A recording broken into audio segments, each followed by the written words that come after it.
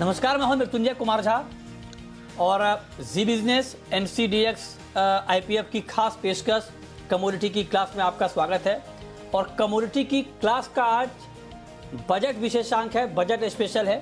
और आज हम ये बात करेंगे कमोडिटी की क्लास में कि एग्री मार्केट की ग्रोथ में डेरिवेटिव मार्केट की क्या भूमिका है और क्या डेरिवेटिव मार्केट को मजबूत करने से एग्री ग्रोथ की रफ्तार बढ़ेगी। तीसरी महत्वपूर्ण बात यह कि क्या डेरिवेटिव मार्केट के बगैर एग्री ग्रोथ की कल्पना करना या एक बड़ा एग्रीकल्चर मार्केट की कल्पना करना ठीक नहीं होगा। इन तमाम मुद्दों पर हम बातचीत करेंगे और बातचीत के लिए हमारे साथ एग्री मार्केट के 3 दिग्गज इस वक्त मौजूद हैं। हमारे साथ हैं सुमित गुप्ता जो कि सीईओ हैं मैकडोनाल्ड पेल्स एशिया के। हमारे साथ नरेंद्र वाधवा हैं, प्रेसिडेंट हैं सीपीआई के। और साथ ही संदीप बजोरिया हैं, सीईओ हैं सनविन ग्रुप के। आप सभी का बहुत बहुत स्वागत है। और चर्चा की शुरुआत सुमित गुप्ता जी आपके साथ कि चूंकि अब बजट आने वाला है और हर बजट में ये बात होती है कि एग्रीकल्चर मार्केट को बूस्ट देने के लिए क्या किया जाए, लेकिन आज का हमारा नया एंगल है। हमारा नया एंगल ये है कि क्या बहुत ज़रूरी हो गया है, क्या ये वक्त आ गया है कि डेरिवेटिव मार्केट को अगर एग्री ग्रोथ को बढ़ाना है, एग्री ग्रोथ को बूस्ट देना है, तो उसके लिए डेरिवेटिव मार्केट को भी मजबूत करना होगा। पहला टेक आपका इसके ऊपर क्या होगा? Mrityunjay ji thank you very much. It's a very important question. आपका सवाल बहुत इंपॉर्टेंट है बिकॉज अगर हम देखें India has a population of 1.35 billion people. हमारा 135 करोड़ का जनसंख्या है और एग्रीकल्चर हर किसी की लाइफ को इम्पैक्ट करता है। एंड स्पेसिफिकली अगर हम एग्री कमोडिटीज के अंदर व्हीट, राइस, ऑयल सीड्स, मील, कॉर्न, मेज, ये सब कमोडिटी को देखें, इनका इंटरनेशनल लिंकेज है। और अगर हमको अपने पीएम का जो ड्रीम है मेक इन इंडिया को सक्सेसफुल करना है, हमको अपने डोमेस्टिक मार्केट के अंदर एक प्राइस सिक्योरिटी देना है, सप्लाई सिक्योरिटी देना है, तो बिना डेरिवेटिव मार्केट के ये पॉसिबल नहीं है। हमने 2004, 2003-4 से कमोडिटी मार्केट के अंदर बहुत डेवलपमेंट किया था। मार्केट के अंदर अच्छा प्राइस डिस्कवरी होने लगा था। उससे किसान को फायदा है क्योंकि उसको पता है उसको क्या भाव मिलने वाले हैं। उससे कंज्यूमर को फायदा है उसको कि क्या प्राइस वॉलेटिलिटी है। प्रोसेसर को फायदा है, उसको ये पता है कि उसको क्या इनपुट कॉस्ट है और क्या आउटपुट कॉस्ट होने वाली है। परंतु इंडिया के अंदर डेरिवेटिव मार्केट को rather than as a messenger हम बहुत बार एज अ स्पेकुलेशन प्लेटफॉर्म देखने लगते हैं, विच इज रॉन्ग। मेरा ये मानना है कि हमारी एग्रीकल्चर मार्केट तब तक पूरी तरह डेवलप नहीं हो सकती जब तक हमारे पास एक डीप और वर्किंग डेरिवेटिव प्लेटफॉर्म हो। जैसे and we need to work on it. इसका बहुत ज्यादा जरूरी है।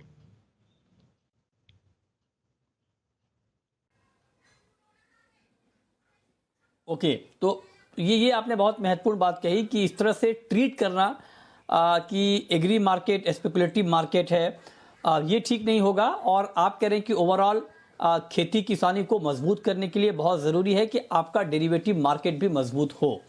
संदीप जी, अब मेरा आपसे सवाल ये होगा सर, चूंकि आपका बहुत लंबा अनुभव है एग्रीकल्चर मार्केट में। अच्छा सुमित जी, एक सवाल मेरा आपसे और होगा कि जिस तरह के हालात अभी हैं और खास करके एग्रीकल्चर मार्केट, हमारा जो डेरिवेटिव का मार्केट है वो बहुत पुराना नहीं है, अभी बहुत मैच्योर नहीं हुआ है। तो आपने कहा कि बहुत ज़रूरी है कि इसको मजबूत किया जाए। तो मजबूत किया जाए तो कैसे किया जाए सर? कैसे? क्योंकि पोटेंशियल तो है इस मार्केट में, आपका अंडरलाइंग मार्केट बहुत बड़ा मार्केट है, फिजिकल मार्केट बहुत बड़ा मार्केट है आपका एग्री का, तो पोटेंशियल तो है। इस अपॉर्चुनिटी को ठीक से ग्रैब करने के लिए आपके हिसाब से किस तरह के कदम उठाए जाने चाहिए?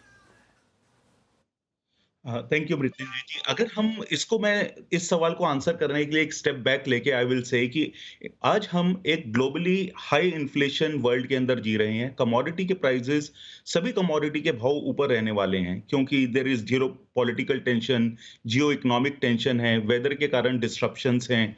तो ये हाई प्राइस ऑफ कमोडिटी केवल इंडिया तक सेंट्रिक नहीं है। मैं ऐसा बोलूंगा गवर्नमेंट ऑफ इंडिया ने बहुत अच्छा काम किया कोविड के दौरान। व्हीट और राइस और स्पेशली कमोडिटीज जो उन्होंने फ्री बांटे हमारे 80 करोड़ 80 करोड़ कंज्यूमर्स को, उसके कारण इंडिया में कमोडिटी प्राइसेस सारी दुनिया के कंपैरिजन में सबसे नीचे हैं और बहुत कॉम्पिटिटिव हैं। और इसके अंदर अब हमारे को, जैसे हम 2022 में आते हैं, हमारी गवर्नमेंट की और एज अ कंट्री हमारी जो कैपेसिटी है to distribute free grains, to distribute it locally, to keep the prices low, वो कम हो जाएगी। अगर आप पल्सेस दुनिया भर में देखिए शॉर्टेज में है, ऑयल सीड के मार्केट्स बहुत वॉलेटाइल हैं, ग्रेन के मार्केट वॉलेटाइल रहने वाले हैं, और इन सबको ध्यान में रखते हुए गवर्नमेंट ऑफ इंडिया और हमको इस बजट में ये एक्सपेक्टेशन होना चाहिए कि फ्यूचर मार्केट के अंदर banks, mutual funds, consumer, processors, इन सबको अलाउ पार्टिसिपेट करना अलाउ होना चाहिए। उससे हमारे मार्केट्स वॉलेटाइल की जगह डीप मार्केट होंगे, जिसके अंदर लोग ना केवल स्पेकुलेशन बट अपने hedging, real time price hedging के लिए आएंगे, और इससे हमारे प्रोसेसिंग सेक्टर को बहुत मदद मिलने वाली है। हमारे स्टार्च, पोल्ट्री इंडस्ट्री, इन सबको आगे जाके बहुत अच्छा इसका फायदा मिलने वाला है, ग्रोथ होने वाला है। और बजट में मेरे को एक्सपेक्टेशन है कि गवर्नमेंट टेक्नोलॉजी प्लेटफॉर्म्स को इसके अंदर काफी तवज्जो देगी, स्पेशली जहां पर प्राइस हेजिंग और डेटा डिसेमिनेशन की बात आती है, और it will be very helpful for the entire value chain, right from farmer to consumer. ठीक है, तो आप ये कह रहे हैं कि पार्टिसिपेशन बढ़ाना बहुत ज़रूरी है। बड़े पैमाने पर जब लोग आएंगे इस मार्केट में तो इस मार्केट की ग्रोथ बढ़ेगी। लेकिन संदीप जी, बड़ा सवाल यह है कि बड़े पैमाने पर बैंक या बाकी जो इंस्टीट्यूशंस हैं वो कैसे आएंगे? उनको लाने के लिए, मतलब मार्केट में भागीदारी बढ़ाने के लिए आपके हिसाब से क्या प्रयास होने चाहिए इस वक्त सरकार की तरफ से, क्योंकि बजट भी आने वाला है, तो आप क्या सुझाव देना चाहेंगे?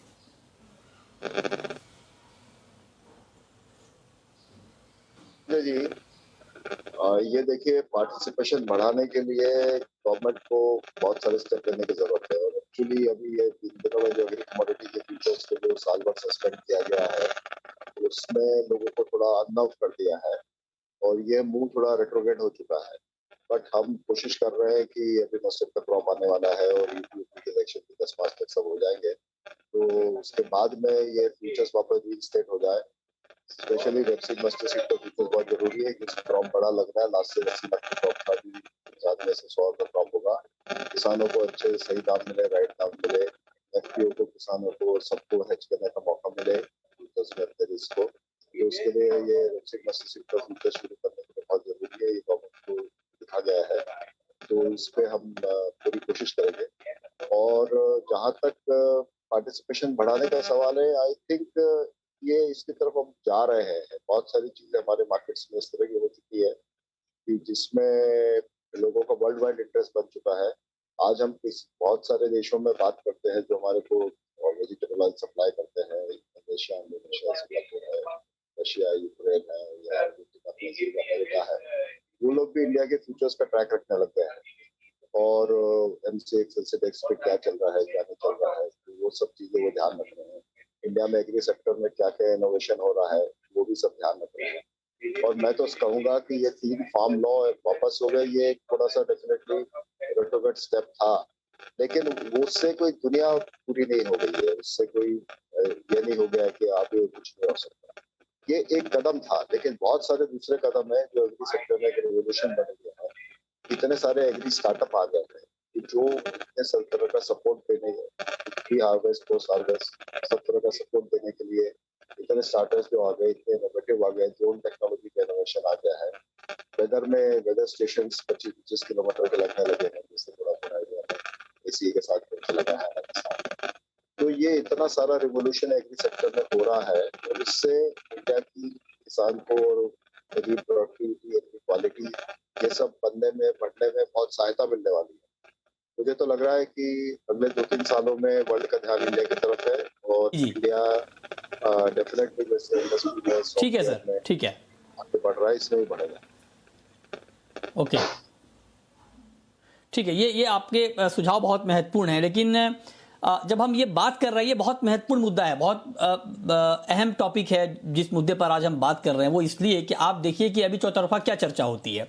अभी चर्चा होती है कि किसानों की आमदनी बढ़ाई जाए, और ये अलग अलग मंचों से अलग अलग तरह के मुद्दे बनते हैं इसको लेकर के, किसानों की आमदनी को लेकर, खेती किसानी को लेकर। तो किसानों की आमदनी बढ़ाई जाए, खेती पर कैसे फोकस बढ़े, इसके ऊपर फोकस किया जाए। और तीसरी जो महत्वपूर्ण बात है वो ये कि अभी चूंकि भारत एक बड़ा कंजम्पशन का मार्केट है, लिहाजा हम बड़े पैमाने पर एडिबल ऑयल का इंपोर्ट करते हैं, हम दालों का भी इंपोर्ट करते हैं, और जब एडिबल ऑयल का हम इंपोर्ट करते हैं तो अपनी जो खपत है हमारी उसका 60% से ज़्यादा का इंपोर्ट हमें करना पड़ता है। तो पोटेंशियल यहाँ पर खेती का भी है, लैंड है, और ऑयल सीड मिशन की भी हम लगातार बात कर रहे हैं। तो वाधवा जी, मैं आपसे ये पूछ रहा हूँ सर कि जब हम ये बात करते हैं कि एग्री ग्रोथ में एग्री डेरिवेटिव मार्केट की क्या भूमिका है और उसको कैसे मजबूत किया जाए, क्योंकि आप ब्रोकर का सबसे बड़ा संगठन है, आप लगातार सरकार से डिमांड भी करते हैं, अभी बजट आने वाला है, आपने अलग अलग डिमांड की भी है कमोडिटीज ट्रांजैक्शन टैक्स को लेकर। लेकिन मैं अगर आपसे स्पेसिफिक एग्री को लेकर सवाल पूछूं कि एग्री सेक्टर की बेहतरी के लिए, और खास करके अगर सरकार ये मानती है या आप लोग ये मानते हैं कि हाँ डेरिवेटिव मार्केट की बहुत बड़ी भूमिका है एग्री सेक्टर की ग्रोथ में, तो आपके हिसाब से इस बजट में क्या होना चाहिए? धन्यवाद मृत्युंजय जी। जैसे आपने बोला कि एक एग्री सेक्टर जो है इसमें इसका डेरिवेटिव मार्केट का क्या इम्पैक्ट है, जब ये मार्केट्स बनाए गए 2003-4 में, तो बेसिक फोकस जो था वो एग्री मार्केट का ही था। देखिए हमारे इंडिया के अंदर जो मेजर फार्मर्स के इश्यूज हैं वो पोस्ट हार्वेस्ट हैं, तो हमने अपने सबमिशन में गवर्नमेंट को अदर देन सीटीटी ये भी बोला है कि हमारे को एग्री इंफ्रास्ट्रक्चर जो है उसको बढ़ाने की जरूरत है। उसके अंदर सीलोज, वेयर हाउसेज जो हैं वो हमारे को मंडीज के पास होंगे, तो जो पोस्ट हार्वेस्ट जो फार्मर को इशू होते हैं वो काफी खत्म होंगे। और जैसे संदीप जी ने अभी बोला कि डेरिवेटिव का अपना महत्व है पूरे इंटरनेशनली, अगर आप मार्केट्स में देखें तो डबलिंग ऑफ इनकम और ये तभी हो पाएगा जब सारे इंस्ट्रूमेंट जो इकोसिस्टम में हैं वो ठीक चलेंगे। जैसे अभी हमने देखा कि कई एग्री प्रोडक्ट्स जो एग्री कॉन्ट्रैक्ट्स को विड्रॉ करा गया है, तो हमने अपनी एसोसिएशन की तरफ से, सीपीआई की तरफ से ये बोला है, बजट का तो ये मुद्दा नहीं है लेकिन हमने इसको एड्रेस करने के लिए बोला है कि ये विड्रॉल ना हो। ये बहुत इंपॉर्टेंट है कि जो हेजिंग के इंस्ट्रूमेंट हैं वो हमारी मार्केट में हो। हम बार बार कह रहे हैं, पोस्ट प्री कोविड हम 5 ट्रिलियन इकोनॉमी की बात कर रहे थे, और एक मैकेंजी की स्टडी कहती है कि ये 5 ट्रिलियन इकोनॉमी जो है, जीडीपी जो है, इसमें शेयर जो है कमोडिटी का 40% रहने वाला है। तो हमारे को इंश्योर करना है कि हमारा इकोसिस्टम जो है रोबस्ट हो, और जो इतने इंस्ट्रूमेंट हैं, चाहे डेरिवेटिव्स है या जो इनाम है या इलेक्ट्रॉनिक मार्केट सिस्टम है, वो हमारे को देखना है। और कमोडिटी एग्रीकल्चर खासकर इंफ्रास्ट्रक्चर जो है उसको इंश्योर करना है। एक और बात मैं बोलना चाहूंगा मृत्युंजय जी कि जो प्राइवेट इन्वेस्टमेंट है वो अभी उसमें टाइम है, उसमें लैग है। तो जहां गवर्नमेंट का इंफ्रास्ट्रक्चर में स्पेंडिंग होएगा तो एग्री इंफ्रास्ट्रक्चर अगर ये बढ़ाएं तो लोगों के पास पैसा आएगा और उससे डिमांड क्रिएट होगी। हमारा मेन फोकस होना चाहिए कि हमारे को डिमांड क्रिएट करनी है, वो भी रूरल एरिया में। ठीक है, तो आप कह रहे हैं कि डिमांड क्रिएट करनी है वो भी ग्रामीण इलाकों में। लेकिन अब जो एक बड़ा सवाल है, एक जो बड़ा कंफ्यूजन या यूं कहें कि मिसकंसेप्शन डेरिवेटिव मार्केट को लेकर है कि क्या ये स्पेकुलेटिव मार्केट है, क्या महंगाई बढ़ने में एग्री मार्केट की भूमिका होती है क्या? ये वक्त वक्त पे इसको लेकर चर्चा होती है और सरकारें भी गंभीर होती हैं, और लाजमी है कि अगर मान लीजिए महंगाई बढ़ने के पीछे की वजह ये मानी जाएगी तो सरकार तो जाहिर तौर पर एक्शन लेगी। सुमित जी, अब मेरा आपसे सवाल ये होगा, क्योंकि आप ग्लोबली भी मार्केट को देख रहे हैं, अलग अलग देशों में कमोडिटी डेरिवेटिव मार्केट को, आप जरा बताएं कि क्या ये कहना ठीक है क्या कि जब महंगाई बढ़ती है तो उसमें फ्यूचर मार्केट का भी कॉन्ट्रीब्यूशन होता है? मृत्युंजय जी, ये क्वेश्चन ऐसा है कि it's like shooting a messenger, कि आपके पास कोई मैसेज लेकर आया, आपने बोला मैसेज मेरे को पसंद नहीं आया, इंस्टेड ऑफ हम उसको उसका समाधान निकालें, हम उस मैसेंजर को ही शूट कर दें। Because maybe I will take a step back to explain. हम सारी दुनिया में हाई कमोडिटी प्राइसेस के से निकल रहे हैं। अगर आप देखें, सारी दुनिया में सेंट्रल बैंक्स की बैलेंस शीट बहुत लूज है, मनी सप्लाई बहुत हाई है, fruit prices are very high. अगर आप देखें, इनपुट में फर्टिलाइजर के प्राइसेस बहुत हाई हैं। उसके कारण जब इनपुट का भाव ज्यादा है तो output prices are also going to stay high. La nina के कारण साउथ अमेरिका के अंदर क्रॉप का डिस्ट्रप्शन है। रशिया यूक्रेन जियोपॉलिटिकल टेंशन के कारण commodity prices are very volatile. तो आगे आने वाले समय में भी कमोडिटी प्राइस जैसे लास्ट 2 साल में बहुत वॉलेटाइल रहे, आगे आने वाले समय में भी वॉलेटाइल रहने वाले हैं।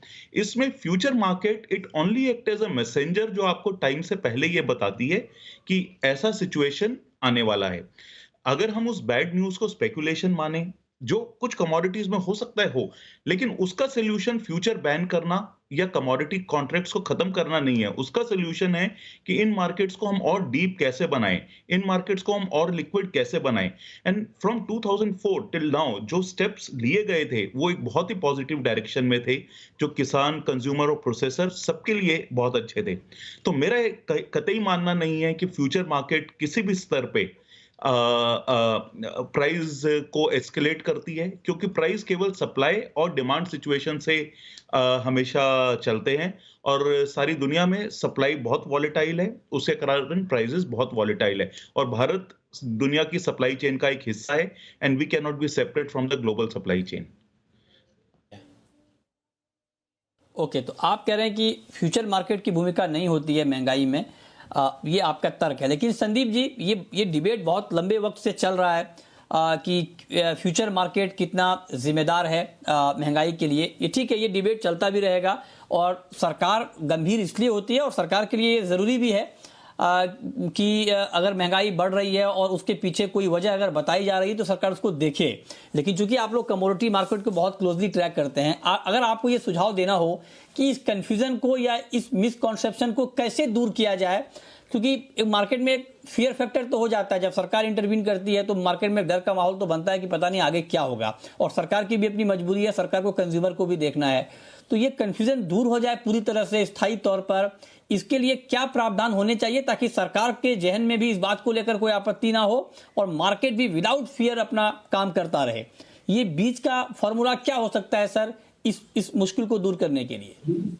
मृत्युंजय जी, आपने बहुत सही सवाल कहा है। इंडिया एक वास्ट देश है, 140 करोड़ की पॉपुलेशन है, और यहाँ एग्री कमोडिटीज की, खाने पीने की चीजों की शॉर्टेज बनी रहती है, उनका हमें इंपोर्ट करना पड़ता है बहुत सारी चीजों में, जैसे एडिबल ऑयल, पल्सेस है। तो यहाँ का फ्यूचर्स मार्केट को गवर्न और उसका तौर तरीका चलाने का डिफरेंट होना चाहिए। यहाँ का फॉरेन कंट्रीज जैसा नहीं हो सकता। वो सरप्लस कंट्रीज है, उनके पास एक्सेस प्रोडक्शन है, वहां जिस तरह से फ्यूचर्स चल रहे हैं उस तरह से यहाँ नहीं चल सकते। इसी बात को लेके हमने एक्सचेंजेस को, सेबी को 50 बार बोला हुआ है, और बात उनको लेट समझ में आई, लेकिन जब तक बहुत लेट हो चुका था कि भाई देखिए आप, ये जो डेली फ्लक्चुएशन की लिमिट है जो 4% लिमिट थी और कीमतें दुगनी हो गई थी, वो 4 को 2 करने की जगह पर उन्होंने 6 कर दिया। ये गलत काम हुआ। दूसरी बात, जो मार्जिन लगाते हैं, यदि मार्केट एकदम रनवे ऊपर जा रहा है तो आप जो मार्जिन लगा रहे हैं वो आप बाय साइड पे मार्जिन लगाइए, आप सेल साइड पे मार्जिन क्यों लगाते हैं? वो दूसरी गलती वो उन्होंने करी। तीसरी बात ये है कि इन कमोडिटीज को जो शॉर्ट सप्लाई में इंडिया में है, तो मैंने वही कहा कि इनको सेंसिटिव करके आप क्लासिफाई करिए, और इनको गवर्निंग के रूल्स डिफरेंट बनाइए than other commodities and futures exchange. वो उनको बाद में समझ में आई, दिसंबर में उन्होंने उनको फिर क्लासिफिकेशन शुरू किया सेंसिटिव करके। फिर हर पार्टी को कितना ट्रेड करने की लिमिट हो सकती है इन कमोडिटीज में, उसका भी जो एक लिमिटेशन और कैप होना चाहिए, वो उनको बात समझ में आई, फिर उन्होंने उसमें लगाया दिसंबर में। लेकिन जब तक देरी हो चुकी थी, गवर्नमेंट जब तक हैरान हो चुकी थी कीमतों को लेके, ठीक है इंटरनेशनल कीमतें हैं और उसको लेके इंडिया रिफ्लेक्ट करेगा, उसमें कोई गलत बात नहीं होगा, वैसे ही होगा। लेकिन 2 चीजें अपने देश में, एक तो seen to be doing right, मतलब एक राइट चीज करो, और seen to be doing right, ये दोनों होना चाहिए। तो परसेप्शन आदमी के माइंड में हो जाता है कि जब 6% का फ्लक्चुएशन है और कोई आदमी कितना भी कमोडिटी ले बेच सकते हैं, और जो मार्जिन लगेंगे तो दोनों साइड लगेंगे, ये सब कदम से लोगों को ये फीलिंग आती है, स्पेकुलेटर्स को ये फीलिंग आती है कि हमें खुला खाता हमारे हाथ में है।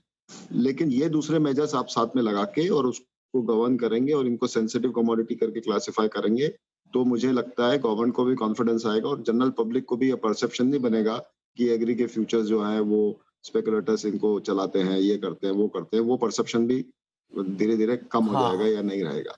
तो ये आपने बहुत सही ये बहुत महत्वपूर्ण सुझाव है सर, कि मार्केट का डिजाइन कैसा हो, मतलब मार्केट की रूपरेखा कैसी हो, ताकि जो मार्केट के पार्टिसिपेंट्स हैं या सरकारें हैं, उनको ये ना लगे कि इस मार्केट में कुछ गड़बड़ हो रहा है। और मार्केट में प्राइस डिस्कवरी की जब हम बात करते हैं तो उसको बहुत पुख्ता तरीके से अमल में लाया जाना चाहिए, उसको लेकर कुछ और प्रयास होने चाहिए। हालांकि प्रयास लगातार होते भी हैं, उसके रिजल्ट भी आते हैं, लेकिन हाँ, आप जो कह रहे हैं कि इसमें कुछ और अतिरिक्त सावधानी की जरूरत है, तो जाहिर तौर पर उसके ऊपर फोकस होना चाहिए। अब आखिरी सवाल वासवा जी मेरा आपसे ये होगा सर कि एफपीओ की एक बड़ी भूमिका मानी जाती है एग्री मार्केट में। आपको लगता है कि ये वक्त बहुत सही वक्त है और सही मौका है कि एफपीओ की भागीदारी को और बढ़ाई जाए और एफपीओ की भागीदारी बढ़े, ज्यादा से ज्यादा किसान एफपीओ के जरिए जुड़े ताकि उनको अच्छा भाव मिले, वाजिब भाव मिले।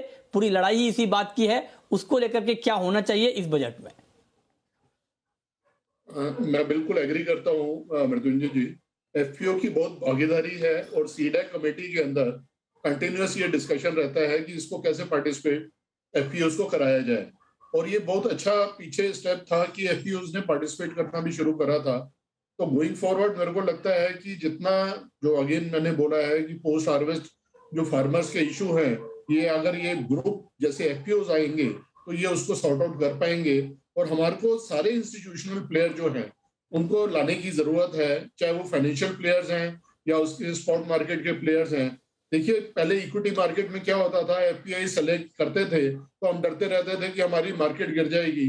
अब क्या हुआ, जब मार्केट्स में सबने डोमेस्टिक मनी ने, डोमेस्टिक इन्वेस्टर्स ने पार्टिसिपेट करना शुरू करा और उनका क्वांटम सब बहुत ज्यादा बड़ा हो गया, तो एफपीआई आते हैं और जाते हैं, हमारी मार्केट्स में कोई फर्क नहीं पड़ता। इसी चीज को मैं कहता हूं, अगर कमोडिटीज मार्केट में हर तरह के पार्टिसिपेंट, इंस्टीट्यूशनल, रिटेल, फाइनेंशियल, सारे अगर पार्टिसिपेट करेंगे तो ये जो जर्क्स आते हैं हमारी मार्केट्स में, स्पेशली एग्री मार्केट्स में जहाँ की कॉन्ट्रैक्ट्स विड्रॉल होती है या हम डरना शुरू कर देते हैं कि ये डेरिवेटिव मार्केट की वजह से तो नहीं है, तो ये सारे खत्म हो जाएंगे। और एफपीओस को जरूर लाना चाहिए और बाकी इंस्टीट्यूशनल प्लेयर को भी हमारे को इनकरेज करना चाहिए कि इन मार्केट्स में पार्टिसिपेट करें। राइट जी, बहुत शुक्रिया नरेंद्र वाधवा जी आपका, संदीप बजोरिया जी आपका और सुमित गुप्ता जी आपका हमारे साथ इस खास चर्चा में जुड़ने के लिए और बताने के लिए कि एग्री ग्रोथ में डेरिवेटिव मार्केट की कितनी बड़ी भूमिका है और भूमिका कैसे बढ़ सकती है। बहुत शुक्रिया आप तीनों का हमारे साथ इस खास चर्चा में जुड़ने के लिए।